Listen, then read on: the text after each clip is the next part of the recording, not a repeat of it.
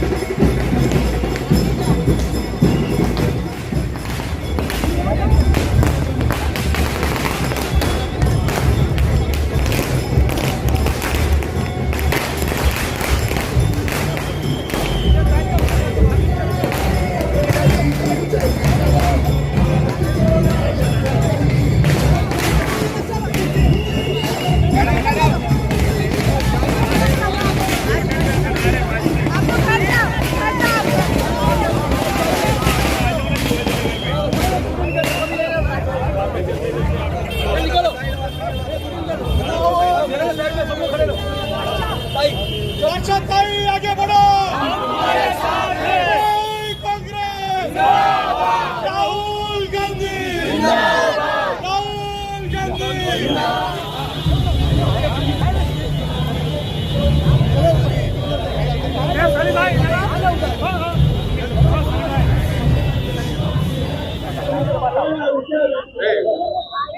गाड़ी के मत बिल्कुल, अभी तक हमारे लगभग 27 असेंबली में जो है ये न्याय यात्रा गई है।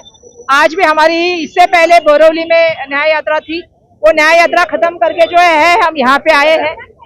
और यहाँ पे भी आप देख सकते हो कि दहीसर में भी बहुत बड़े पैमाने पे यात्रा में अच्छे लोग थे। लगभग 2.5 घंटा हमारी इस यात्रा चली और इसके माध्यम से हम लोगों को जुड़ने का काम करते हैं, न्याय हक की बात कर रहे हैं। जैसा मैंने कहा कि हम महिला हक की बात कर रहे हैं, मुंबई के वासियों के हक की बात कर रहे हैं, और जैसा जो हमारे अस्मिता को जो बहुत बड़ा आघात हुआ है महाराष्ट्र की के मालवण जिले के जो राजकोट किले के ऊपर जो छत्रपति शिवाजी महाराज का स्टैचू था, वो जो टूटा नहीं है, वो हमारे महाराष्ट्र का स्वाभिमान छीना गया है, हमारी अस्मिता के साथ खेल हुआ है और उसकी लड़ाई भी लड़ने का काम हम लोग करने वाले हैं। यशवंत जी किस तरह से आज न्याय यात्रा निकाली गई है? ताई ने आज जमकर लोगों के साथ प्रस्ताव दिया। मुंबई में 36 विधानसभा में ताई के माध्यम से वर्षा गायकवाड़ जी जो हमारी मुंबई कांग्रेस के अध्यक्षा हैं, खासदार हैं, उनके माध्यम से हम हर एक विधानसभा में इस तरह का न्याय यात्रा निकाल रहे हैं।